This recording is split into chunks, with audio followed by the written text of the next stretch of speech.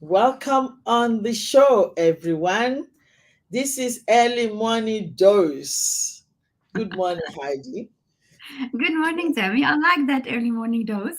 Early Morning Dose, I'm enjoying it. Can you uh, guys decide to make this early morning? Because I'm enjoying. When I wake up in the morning, I don't know, I feel elated. I feel bright. I feel happy. I feel I've done something good to my body. So no wonder the Bible said, "Don't sleep the sleep of death." Sometimes you just sleep and sleep.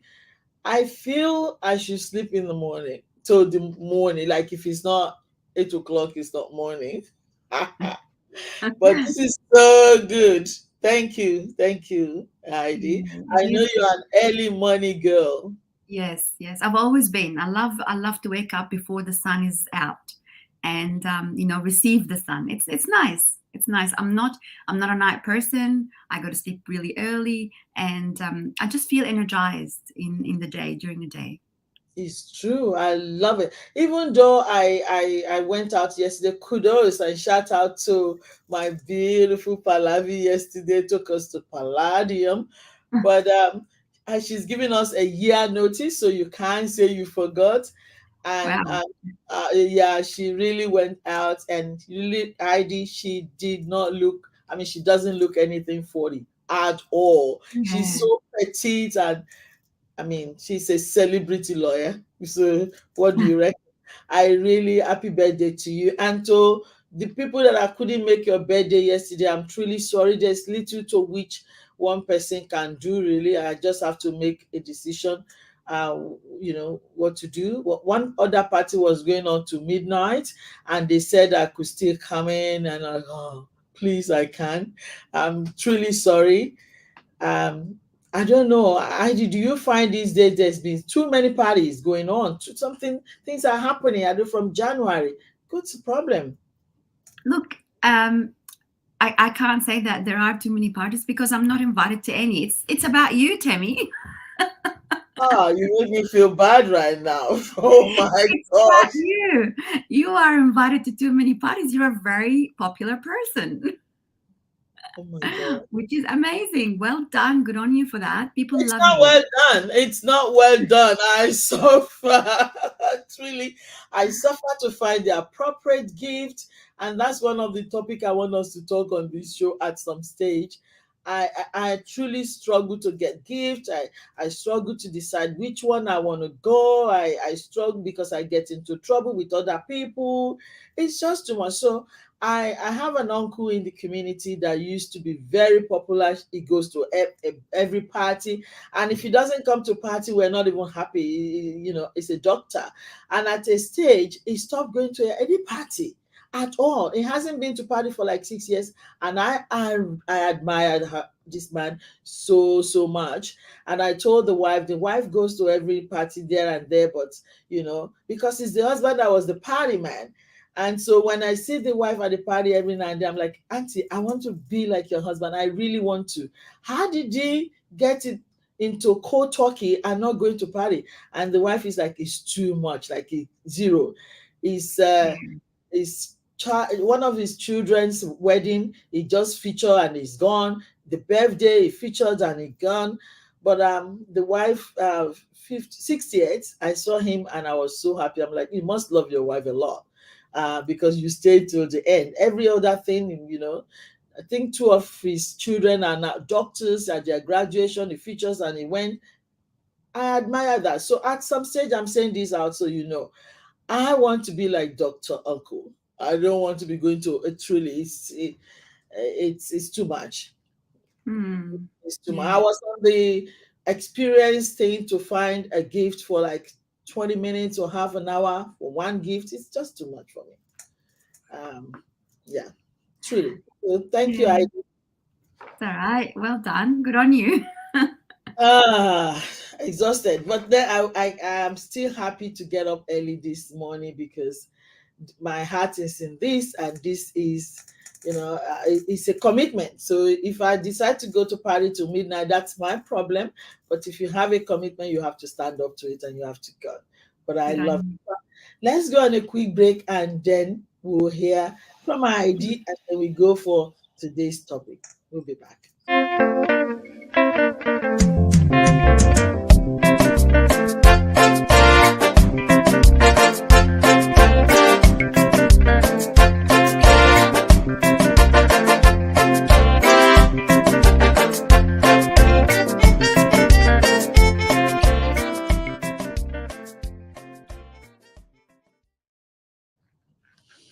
Yeah, welcome back on the show. Heidi, tell us what has been happening in your side of the world. I know you don't go to party, but you've been busy working, signing up clients and all that. Tell us a bit.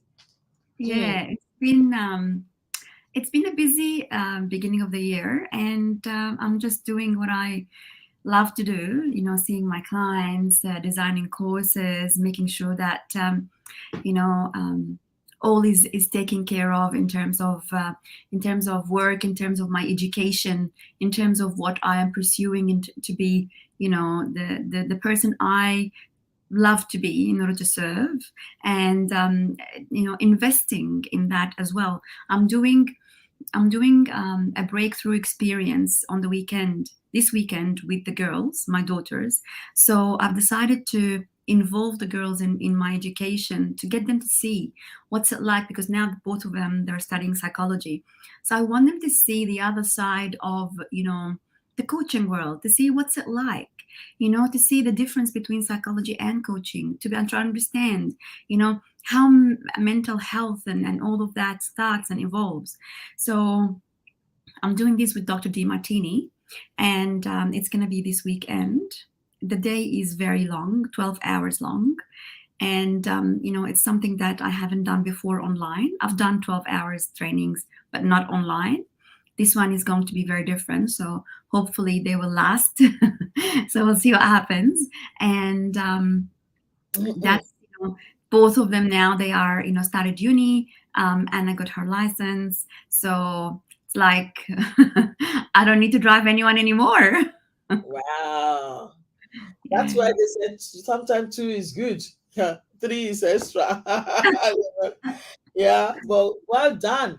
So you're training your children now to be coaches as well. Is that what you're not intending? not training them. I'm getting them to have an experience with Okay. one of the coaches, the amazing Dr. Martini. So he's a great coach, and I wanted them to have an experience with him, to see what's it like, to understand. Now they have an understanding from the psychology point of view. I wanted to see it from the coaching as well, to see where they can close more gaps, where they can, bring more service, because it's all about discovering those gifts that are inside us, and then investing in them, and then pouring out to the world what we've got.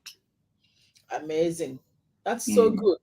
That's so good. I know that your Dr. Martini is very expensive to get onto and Oh, and difficult to get onto. So I hope the kids will appreciate what that means. That's it's something yeah. amazing. Well done, Heidi.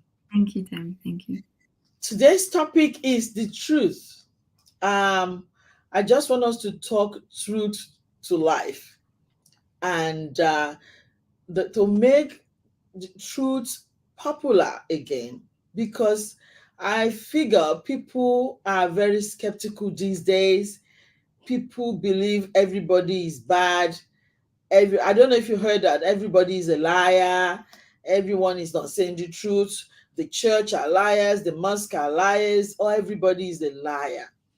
How do we deduce the truth? And how do we I believe that sometimes we try to moderate the truth.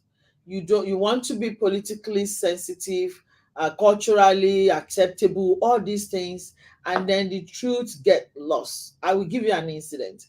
I saw one woman, we were talking, and she's just an acquaintance, and I saw something like dirt, uh, like maybe fluffs or something on her hair. She's beautiful, immaculate, like crispy clean, but something stuck, I don't know, maybe from the dress or something. So I'm like, oh, there's something here. She was frantic, ID. She was angry. She's like, why did you have to point out something on me and da, da, da, da. I was shocked. So now when you see something that is stuck on people's head, how do you tell them? Do you pretend? And do you lie? Do you not say the absolute truth, or the real thing? I'm really worried the way the whole world is going. People change the truth now, they make it gray politically everywhere. How do we, or is that what it is? Do we just, I don't know. I'm just curious, Heidi. Um, I believe that there is no, um, in someone's experience, there is no truth. In your experience, in my experience, in anyone's experience, there is no truth, Wow. because because it's all subjective. You see, it's all subjective. There's no objective reality. There is no objective truth in anyone's experience. There is that truth, which is, whatever is happening from a bird's eye, that doesn't have an opinion about it. But when it comes to someone's experience, there's always an opinion, there's always a filter or filters, and there's always a perception. Now the thing is, how we perceive that truth, coming from someone else, totally depends on our flexibility and our ability in actually facing what is, and knowing that, the other person's intention are all good. But if someone's intention is not good, or we are perceiving them as a threat of some sort, like this woman, for example, she perceived whatever you did as a threat. What? Yeah, she's threatened, and she's defending herself. She threatened that this thing in her hair means something about her. Maybe Oh, means that she's not clean, maybe means that she doesn't take care of herself. Because if you're saying that she's very pristine, very Chris, yeah, clean and Chris. all of that. So Yeah. if she's like that, that means that she's very much attached. It could be that she's very much attached to how she looks. And then someone coming to point out, an imperfection of some sort, that might have triggered how she was feeling about herself. So it's very subjective. The truth is extremely subjective in someone's experience. But there's no objective reality, unless it's from a different world altogether, trying to perceive. It's like a camera, Temi. If I am going in the world and I'm saying what I am seeing as a camera, I will have no opinion about it. But there is always, behind the camera, in someone's experience, there's always a filter, and there's always an opinion about whatever is going on. So, for example, that birthday party that you went to last night, you loved it. You had so much fun. You were dancing. You were having a great time. Someone else might be at the same party thinking, why someone is going all out like that?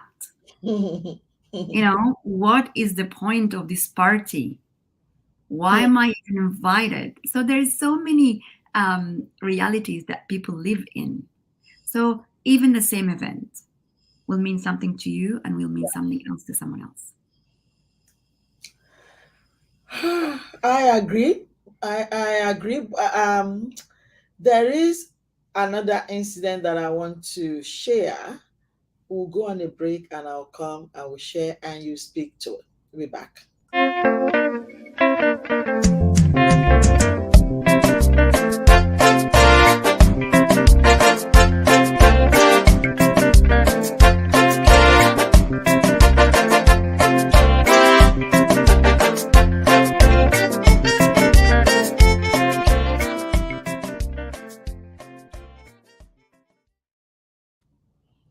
Welcome back on the show. We're still talking about the truth.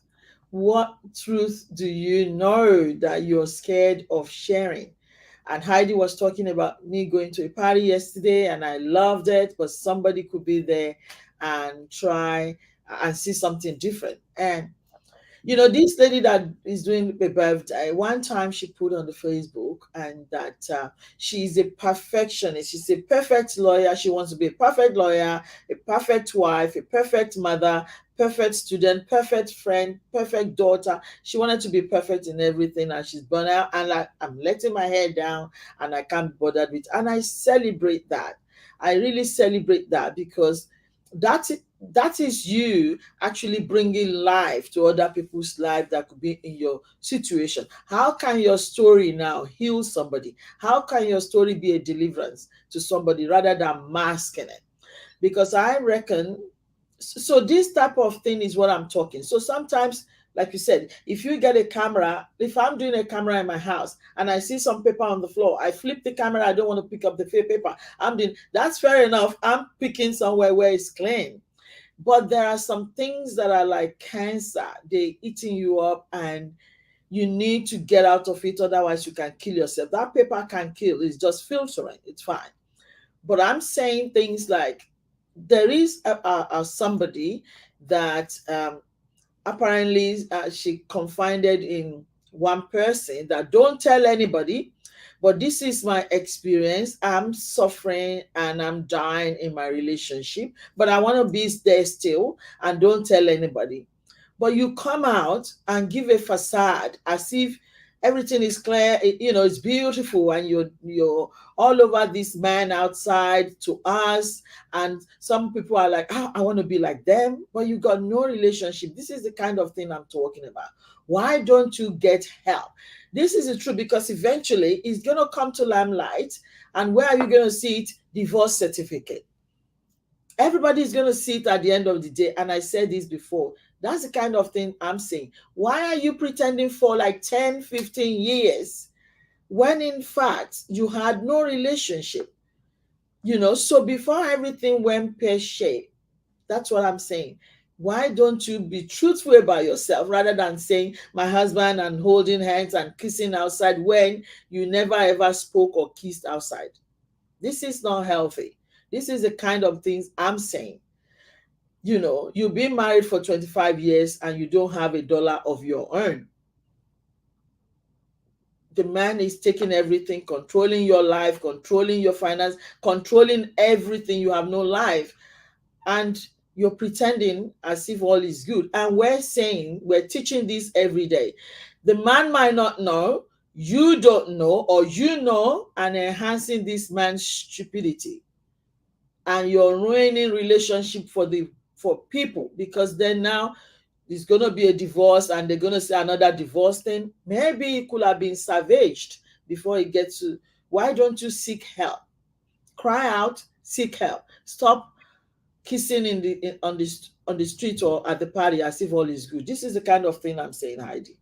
Why Mhm. can't you cry out? Why can't you seek help early? So if you're in the relationship for 20 years, you're going to divorce after 20 years anyway.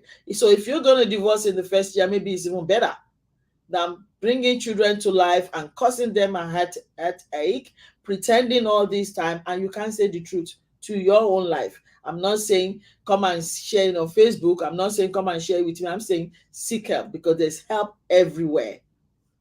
This is my beef. Mhm. Look, Temi, maybe I can speak for that person because I was that girl. So I wasn't very happy in my relationship with my husband. It wasn't a happy relationship at all, and I pretended to be happy in front of people outside because of fear, because of shame, because of guilt, and because of my inability to be authentic in front of the world, because I was not authentic within myself. That's very important, is to actually understand that people don't do that because they like to lie. People do that because they are fear driven. They Mm, are scared. They are They are confused. What should I do? And then again, remember, there could be other parties involved, like children, for example. I had children that I was pretending in front of them as well. So Yeah. it's not that, I am hurt and I'm hurting, and I can't share that with the world, and I can't share that with my own children. Did I seek help? Yes. But, unfortunately, the help I sought was not helpful, because Yeah. all they did was give me medication to cope. Mm. Okay. So I went to doctors, I went to psychiatrists, I went to psychologists, and all what I was given was antidepressants, extremely strong antidepressants. Does that eradicate the problem? No, because the problem is there, and Is the the root. medication is just going to mask it, mask the symptoms, and it doesn't treat it at the root cause. I've never been offered a solution that would actually help at the core of the problem. And that's why people do not seek help, because sometimes you don't know.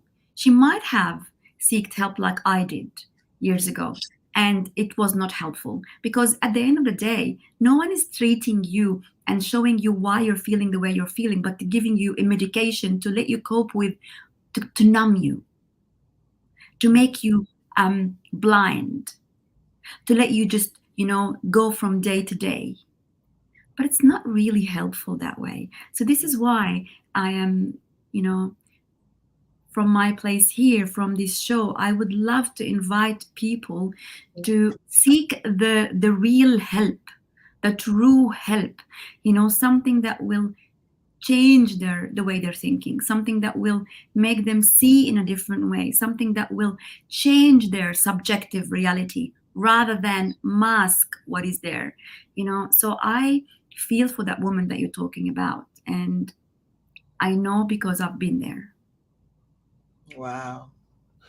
Yeah, it breaks my heart, like you said, especially when there's a third party, the kids are there. So that's why I say to people now, if you're not married and you're not comfortable with what you're saying, you're better off not being married, especially marriage. You're better off, because if you rush into it, you're gonna rush out of it. Why do you start something that you're not comfortable just because everybody is getting married? You want to get married? It's long suffering sometimes. Do you want that? I don't solicit. Mhm.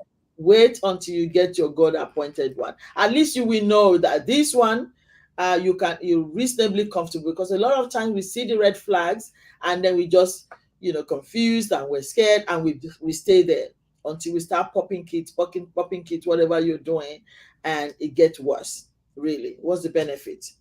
But the last one I want to say is another story that is really fascinating. And I just want to exonerate this person if possible. If this is right, or this is, in your own opinion, objectively, I want you to look at this story. We'll go on a quick break. I'll be back. Another fascinating one. I love it. We'll be back.